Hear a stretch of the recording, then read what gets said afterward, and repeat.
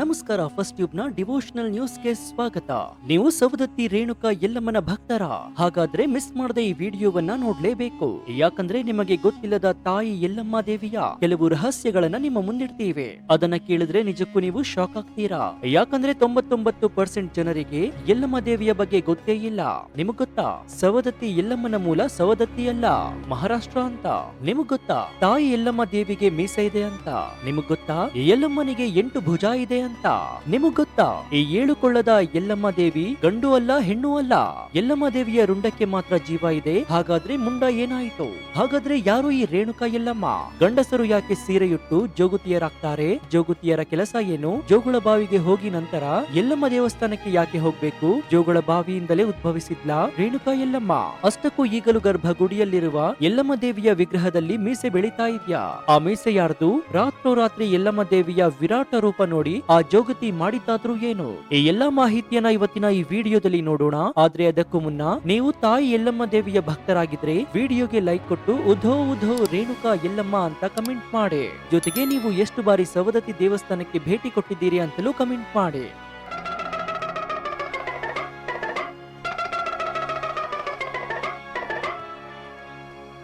ಇಂದು ನಾವು ಮಾತನಾಡ್ತಾ ಇರೋದು ಕರ್ನಾಟಕದ ಅತ್ಯಂತ ಪ್ರಸಿದ್ಧ ಮತ್ತು ರಹಸ್ಯಮಯ ದೇವಸ್ಥಾನಗಳಲ್ಲಿ ಒಂದಾದ ಸವದತ್ತಿ ರೇಣುಕಾ ಯಲ್ಲಮ್ಮ ದೇವಸ್ಥಾನದ ಬಗ್ಗೆ. ಸವದತ್ತಿ ಯಲ್ಲಮ್ಮ ಅಂದ್ರೆ ಲಕ್ಷಾಂತರ ಭಕ್ತರ ಹೃದಯದಲ್ಲಿ ನೆಲೆಸಿರುವ ಶಕ್ತಿಯ ಸ್ವರೂಪ.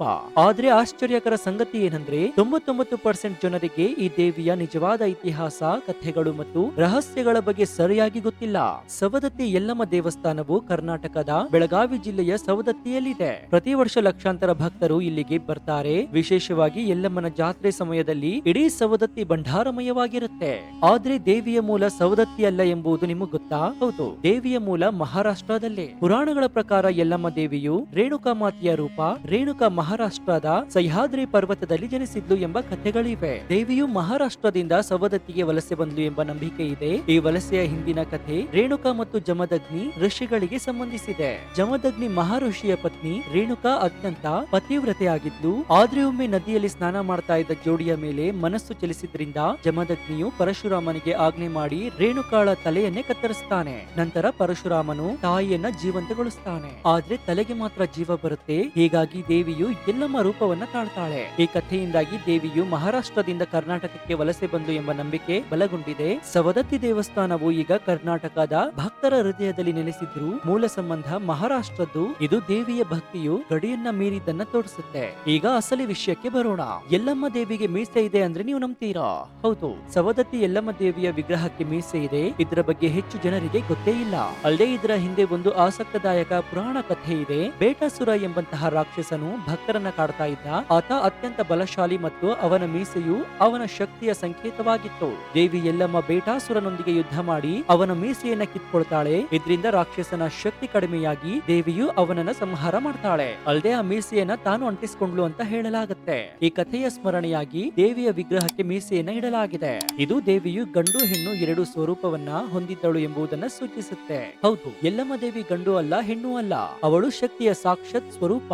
ಈ ಮೀಸೆಯು ದೇವಿಯ ಯೋಧನೀಯ ಸ್ವರೂಪವನ್ನ ತೋರಿಸುತ್ತೆ ಮತ್ತು ಭಕ್ತರು ಇದನ್ನ ದೇವಿಯ ರಕ್ಷಣಾ ಶಕ್ತಿಯ ಸಂಕೇತವಾಗಿ ಪೂಜಿಸುತ್ತಾರೆ. ಬೇಟಾಸುರನ ಮೀಸೆಯನ್ನ ಕಿತ್ತುಕೊಂಡ ನಂತರ ದೇವಿಯು ಭಕ್ತರನ್ನ ರಕ್ಷಿಸಿದ್ಲು. ಇದು ದೇವಿಯ ಭಕ್ತಿಯಲ್ಲಿ ಧೈರ್ಯ ಮತ್ತು ಶಕ್ತಿಯ ಮಹತ್ವವನ್ನು ಕಲಿಸುತ್ತೆ. ಅನೇಕ ಭಕ್ತರು ಈ ಕಥೆಯನ್ನ ಸ್ಮರಿಸಿ ದೇವಿಯನ್ನ ಪ್ರಾರ್ಥಿಸುತ್ತಾರೆ. ಇನ್ನು ಮೀಸೆಯನ್ನ ಹೊಂದಿರುವಂತಹ ಸವದತ್ತಿ ಯಲ್ಲಮ್ಮ ದೇವಿಗೆ ಒಂದಲ್ಲ ಎರಡಲ್ಲ ಬರೋಬ್ಬರಿ 8 ಭುಜಗಳು ಇವೆ ಅಂದ್ರೆ ನೀವು ನಂಬ್ತೀರಾ? ನಂಬಲೇಬೇಕು. ಯಾಕಂದ್ರೆ ಇದು ಯಲ್ಲಮ್ಮನ ಆಟ. ಸವದತ್ತಿ ಯಲ್ಲಮ್ಮ ದೇವಿಯು ದುರ್ಗಾ ಅಥವಾ ಕಾಳಿ ರೂಪದಲ್ಲಿ ಪೂಜಿಸಲಾಗುತ್ತೆ. ಅವಳಿಗೆ 8 ಭುಜಗಳಿವೆ. ಇದು ದೇವಿಯ ಶಕ್ತಿಯ ಸಂಕೇತ. ಪ್ರತಿ ಭುಜವು ಒಂದು ಗುಣ ಅಥವಾ ಆಯುಧವನ್ನ ಪ್ರತಿನಿಧಿಸುತ್ತೆ. ಪುರಾಣದಲ್ಲಿ ದೇವಿಯು ಮಹಿಷಾಸುರನನ್ನ ಸಂಹರಿಸಲು 8 ಭುಜಗಳೊಂದಿಗೆ ಅವತರಿಸುತ್ತಾಳೆ. ಸವದತ್ತಿ ಕಥೆಯಲ್ಲಿ ದೇವಿಯು ಬೇಟಾಸುರ ಮತ್ತು ಇತರ ರಾಕ್ಷಸರನ್ನ ಸಂಹರಿಸಲು ಈ ರೂಪ ತಾಳಿದ್ಲು. 8 ಭುಜಗಳು ದೇವಿಯ ಸರ್ವಶಕ್ತಿತ್ವವನ್ನ ತೋರಿಸುತ್ತವೆ. ಆಯುಧಗಳು, ಆಶೀರ್ವಾದಗಳು ಮತ್ತು ರಕ್ಷಣೆ. ಭಕ್ತರು ಈ ರೂಪವನ್ನ ಪೂಜಿಸಿ ತಮ್ಮ ಕಷ್ಟಗಳನ್ನ ನಿವಾರಿಸಿಕೊಳ್ತಾರೆ. ಇದು ದೇವಿಯು ಎಲ್ಲಾ ದಿಕ್ಕಿನಿಂದಲೂ ರಕ್ಷಣೆ ನೀಡುತ್ತಿದ್ದಾಳೆ ಎಂಬ ನಂಬಿಕೆಯನ್ನ ಬಲಪಡಿಸ್ತಾ ಇದೆ. ಇನ್ನು ನೀವು ಸವದತ್ತಿಗೆ ನೇರವಾಗಿ ಹೋಗಿ ದರ್ಶನವನ್ನ ಪಡಿತಾ ಇದ್ದೀರಾ? ಹಾಗಾದ್ರೆ ನೀವು ತಪ್ಪು ಮಾಡ್ತಾ ಇದ್ದೀರಾ. ಯಾಕಂದ್ರೆ ಸವದತ್ತಿ ಯಲ್ಲಮ್ಮ ದೇವಸ್ಥಾನಕ್ಕೆ ಹೋಗುವಾಗ ನೇರವಾಗಿ ದೇವಸ್ಥಾನಕ್ಕೆ ಹೋಗಬಾರದು. ಮೊದಲಿಗೆ ಜೋಗುಳ ಬಾವಿಗೆ ಹೋಗ್ಬೇಕು ಎಂಬ ನಿಯಮವಿದೆ. ಜೋಗುಳ ಬಾವಿಯು ದೇವಸ್ಥಾನದ ಸಮೀಪವಿರುವ ಪವಿತ್ರ ಬಾವಿಯಲ್ಲಿ ಸ್ನಾನ ಮಾಡಿ ರೇಣುಕಾದೇವಿಯ ಅತ್ತೆಯಾದ ಸತ್ಯಮ್ಮನನ್ನ ದರ್ಶನ ಪಡೆದು ಎಲ್ಲಮ್ಮನ ದರ್ಶನವನ್ನ ಪಡಿಬೇಕಾಗತ್ತೆ. ಪುರಾಣಗಳ ಪ್ರಕಾರ ರೇಣುಕಾದೇವಿಯು ಈ ಬಾವಿಯಲ್ಲಿ ಸ್ನಾನ ಮಾಡಿ ಶುದ್ಧಳಾದಳು. ಭಕ್ತರು ದೇವಸ್ಥಾನಕ್ಕೆ ಹೋಗುವ ಮುನ್ನ ಈ ಬಾವಿಯಲ್ಲಿ ಮುಳುಗಿ ತಮ್ಮ ಪಾಪಗಳನ್ನ ತೊಳೆದುಕೊಳ್ತಾರೆ. ವಿಶೇಷವಾಗಿ ಜೋಗುಳ ಬಾವಿಯಲ್ಲಿ ಮುಳುಗಿದ್ರೆ ಚರ್ಮ ರೋಗಗಳು ನಿವಾರಣೆಯಾಗುತ್ತವೆ ಎಂಬ ನಂಬಿಕೆ ಇದೆ. ಈ ದೇವಿಯ ನೀರು ಅತ್ಯಂತ ಪವಿತ್ರವೆಂದು ಪರಿಗಣಿಸಲಾಗ್ತಿದ್ದು ಅನೇಕ ಭಕ್ತರು ಇಲ್ಲಿನ ನೀರನ್ನ ತೆಗೆದುಕೊಂಡು ಹೋಗಿ ರೋಗಗಳನ್ನ ಗುಣಪಡಿಸಿಕೊಳ್ತಾ ಇದ್ದಾರೆ. ಜೋಗುಳ ಬಾವಿಯು ದೇವಿಯ ಶುದ್ಧತೆಯ ಸಂಕೇತವಾಗಿದ್ದು ಇದು ಭಕ್ತರನ್ನ ದೈಹಿಕ ಮಾನಸಿಕವಾಗಿ ಶುದ್ಧಗೊಳಿಸುತ್ತೆ. ದೇವಸ್ಥಾನಕ್ಕೆ ನೇರವಾಗಿ ಹೋದ್ರೆ ಭಕ್ತಿ ಪೂರ್ಣವಾಗುವುದಿಲ್ಲ ಎಂಬ ನಂಬಿಕೆಯಿಂದ ಈ ಸಂಪ್ರದಾಯಗಳು ಉಳಿದು ಬಂದಿವೆ. ಇದು ದೇವಿಯ ಭಕ್ತಿಯಲ್ಲಿ ಶುದ್ಧತೆಯ ಮಹತ್ವವನ್ನ ತೋರಿಸುತ್ತೆ. ಇನ್ನು ಸವದತ್ತಿ ಯಲ್ಲಮ್ಮ ದೇವಸ್ಥಾನದಲ್ಲಿ ಜೋಗುತಿಗಳು ಅತ್ಯಂತ ಮಹತ್ವದ ಪಾತ್ರವನ್ನ ವಹಿಸುತ್ತಾರೆ. ಜೋಗುತಿಗಳು ಯಾರಂದ್ರೆ ಅವರು ದೇವಿಗೆ ಸಮರ್ಪಿತರಾದ ಭಕ್ತ ಮಹಿಳೆಯರು ಅಥವಾ ದೇವದಾಸಿಗಳು. ಇದು ಪ್ರಾಚೀನ ಸಂಪ್ರದಾಯದ ಭಾಗವಾಗಿದ್ದು ಜೋಗುತಿಗಳು ದೇವಿಯ ಸೇವೆಯನ್ನ ಮಾಡ್ತಾರೆ. ಪೂಜೆ, ಭಜನೆ, ನೃತ್ಯ ಮತ್ತು ದೇವಸ್ಥಾನದ ಕೆಲಸಗಳನ್ನ ಮಾಡ್ತಾರೆ. ಅವರು ತಮ್ಮ ಜೀವನವನ್ನ ದೇವಿಯ ಸೇವೆಗೆ ಅರ್ಪಿಸುತ್ತಾರೆ. ಜೋಗುತಿಗಳ ಕೆಲಸವು ದೇವಸ್ಥಾನದಲ್ಲಿ ಭಜನೆ ಹಾಡುವುದು, ಭಕ್ತರಿಗೆ ಆಶೀರ್ವಾದ ನೀಡುವುದು ಮತ್ತು ಜಾತ್ರೆ ಸಮಯದಲ್ಲಿ ವಿಶೇಷ ಪೂಜೆಯನ್ನ ಮಾಡ್ತಾರೆ. ಆದ್ರೆ ಈ ಸಂಪ್ರದಾಯಗಳಲ್ಲಿ ಕೆಲವು ಸಾಮಾಜಿಕ ಸಮಸ್ಯೆಗಳು ಇದ್ದವು. ಇತ್ತೀಚಿನ ಕಾಲದಲ್ಲಿ ದೇವದಾಸಿ ಪದ್ಧತಿಗಳನ್ನು ನಿಷೇಧಿಸಲಾಗಿದೆ. ಆದ್ರೂ ಜೋಗುತಿಗಳು ದೇವಿಯ ಭಕ್ತಿಯ ಸಂಕೇತವಾಗಿ ಉಳಿದುಕೊಂಡಿದ್ದಾರೆ. ಅವರ ಕೆಲಸ ದೇವಿಯ ಭಕ್ತಿಯನ್ನ ಹರಡುವುದು ಮತ್ತು ಭಕ್ತರಿಗೆ ಮಾರ್ಗದರ್ಶನ ನೀಡುವುದು. ಅಲ್ಲದೆ ಗಂಡಸರು ಕೂಡ ಜೋಗುತಿಗಳಾಗ್ತಾರೆ. ಅವರು ಸಹ ದೇವಿಗೆ ತಮ್ಮನ್ನ ತಾವು ಅರ್ಪಿಸಿಕೊಂಡಿರ್ತಾರೆ. ಇನ್ನು ಯಲ್ಲಮ್ಮ ದೇವಿಯ ದೇವಸ್ಥಾನದಲ್ಲಿ ಹಲವಾರು ಮಂದಿ ಹರಕೆಯನ್ನು ತೀರಿಸ್ತಾರೆ. ಈ ವೇಳೆ ಬೇವಿನ ಸೊಪ್ಪನ್ನ ಮೈ ಮೇಲೆ ಕಟ್ಟಿಕೊಂಡು ದೇವಿಯ ಸ್ಮರಣೆಯನ್ನ ಮಾಡುತ್ತಾ ತಲೆ ಮೇಲೆ ದೀಪವನ್ನ ಹೊತ್ತು ಬಾಯಲ್ಲಿ ಬೇವಿನ ಎಲೆಯನ್ನ ಇಟ್ಟುಕೊಂಡು ದೇವಸ್ಥಾನವನ್ನ ಸುತ್ತಾರೆ.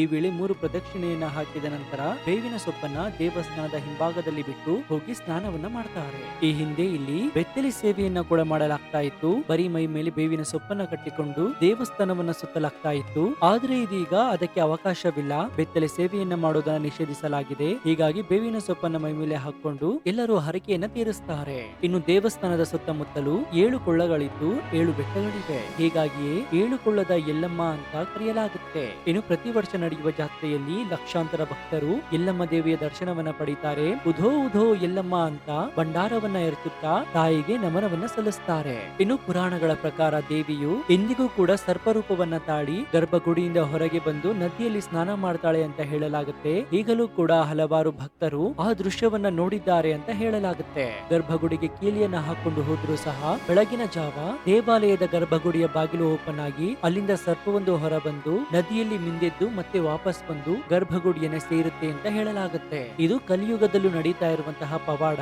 ಇದು ಯಲ್ಲಮ್ಮನ ಆಟ ಅಂತ ಹೇಳಲಾಗುತ್ತೆ. ಇನ್ನು ಕೊನೆಯದಾಗಿ ಸವದತ್ತಿ ಯಲ್ಲಮ್ಮ ದೇವಸ್ಥಾನದ ಇತಿಹಾಸ ಮತ್ತು ಮಹತ್ವವನ್ನ ನೋಡುವುದಾದ್ರೆ ಸವದತ್ತಿ ಯಲ್ಲಮ್ಮ ದೇವಸ್ಥಾನವು 12ನೇ ಶತಮಾನದಿಂದ ಇದ್ದು ಚಾಲುಕ್ಯ ಮತ್ತು ರಾಷ್ಟ್ರಕೂಟರ ಕಾಲದಲ್ಲಿ ನಿರ್ಮಿತವಾಯಿತು. ಜಾತ್ರೆ ಸಮಯದಲ್ಲಿ ಲಕ್ಷಾಂತರ ಭಕ್ತರು ಬರ್ತಾರೆ. ದೇವಿಯು ಕಷ್ಟಗಳನ್ನ ನಿವಾರಣೆ ಮಾಡ್ತಾಳೆ. ದೇವಿಯ ಭಕ್ತಿಯು ಸಾಮಾಜಿಕ ಸಮಸ್ಯೆಗಳನ್ನ ಎದುರಿಸಿದ್ರು ಇದು ಶಕ್ತಿಯ ಸಂಕೇತವಾಗಿದೆ. ನೀವು ಸವದತ್ತಿಗೆ ಹೋದ್ರೆ ಜೋಗುಳ ಬಾವಿಯಲ್ಲಿ ಮುಳುಗಿ ನಂತರ ದೇವಿ ರೇಣುಕಾ ಯಲ್ಲಮ್ಮನ ದರ್ಶನವನ್ನ ಪಡೆಯಿರಿ. ಆ 7 ಕೊಳ್ಳದ ಸವದತ್ತಿ ಯಲ್ಲಮ್ಮ ನಿಮಗೆ ಒಳ್ಳೆಯದನ್ನ ಮಾಡಲಿ ಅಂತ ಕೇಳ್ತಾ ವಿಡಿಯೋವನ್ನ ಮುಗಿಸ್ತಿದ್ದೇವೆ. ಈ ವಿಡಿಯೋ ನಿಮ್ಗೆ ಇಷ್ಟವಾಯ್ತಾ? ಹಾಗಾದ್ರೆ ಲೈಕ್ ಮಾಡಿ, ಶೇರ್ ಮಾಡಿ, ಸಬ್ಸ್ಕ್ರೈಬ್ ಮಾಡಿ. ಜೊತೆಗೆ ರೇಣುಕಾ ಯಲ್ಲಮ್ಮನ ಆಶೀರ್ವಾದ ನಿಮ್ಮ ಮೇಲಿರಲಿ. ಇದಾಗಿತ್ತು ಈ ಕ್ಷಣದ ವಿಶೇಷ. ನೋಡ್ತಾ ಇರಿ ಫಸ್ಟ್ ಟ್ಯೂಬ್ ಕನ್ನಡ. ಧನ್ಯವಾದ.